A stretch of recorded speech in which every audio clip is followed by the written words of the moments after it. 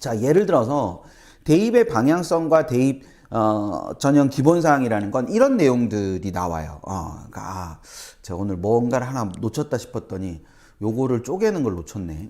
자, 그러니까 이게 한번 그 대입 방향이 먼저 나오고 그다음 대입 전형 기본사항이 나오는 이 그 애니메이션을 제가 했어야 되는데 그거를 놓쳐 그냥 이렇게 나오긴 했는데 그냥 보시면 대입 정책의 방향성 안에는 저런 게 들어가요. 학생부 반영 항목을 어디까지 할 거냐. 그러니까 대입에 반영되는 학생부 항목을 어떻게 할 거냐. 예를 들면 이제 2024학년도 같은 경우는 독서가 빠진다. 이런 거가 대입의 방향성을 결정하는 거예요.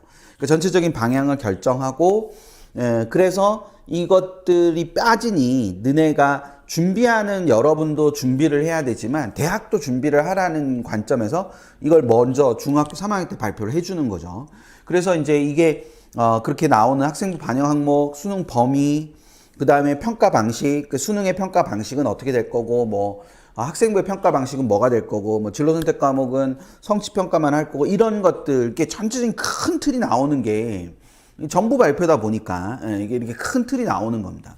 근데 대입 전형 기본 사항이라는 건 뭐냐면 대기업에서 수시 정시는 올해에는 그러니까 그 해에는 그 2024학년도나 2025학년도에는 언제부터 언제까지 대입 수시 지원을 받고 정시는 언제부터 언제까지 받고 그 일정이 나오는 거예요. 그리고 농어촌 전형을 하는데 그 농어촌 전형의 지원 자격은 뭐 몇 년 동안 살아야 되는 걸로 지정을 하고 그 다음에 그 각 전형의 원칙이 무엇이고 그리고 또 전형 외 선발이라는 정원 외 선발이라는 게 있어요. 그래서 정원의 전형 그러니까 정원의 전형의 선발 인원 비율을 모집 인원 비율을 몇 %로 한다 이런 걸 정하는 거예요. 그러니까 이걸 정해서 주면 결과적으로 이를 바탕으로 대입 전형 시행 계획이라는 걸 수립을 하는 겁니다. 그러니까 이게 수립이 되려면 그 이전에 뭐가 나와야 되냐면 저 위에는 대입 전형 기본 사항이라는 게 나와야 되는 거예요.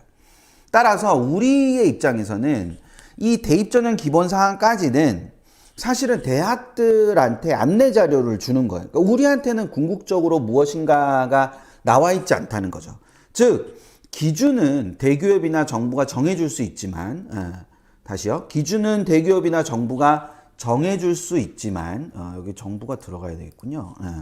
대기업이나 그리고 대기업이나 정부가 이렇게 정해줄 수 있지만 기준이라는 것 자체는 그럴 수 있지만 그것을 실제로 적용하는 것은 대학이 하는 거기 때문에 대기업이나 정부가 정할 수 있지만 그걸 실제로 적용하는 건 어디까지나 대학이 하는 거기 때문에 대학의 발표가 무엇이냐가 진짜 중요한 거다라는 걸 생각을 해둘 필요가 있다는 거죠. 그래서 그 대학의 발표가 생겨나는 가장 첫 시점이 대입 전형 시행 계획, 대입 전형 시행 계획이기 때문에 제일 중요한 건 대입 전형 시행 계획이다라는 거를 꼭 기억할 필요가 있습니다.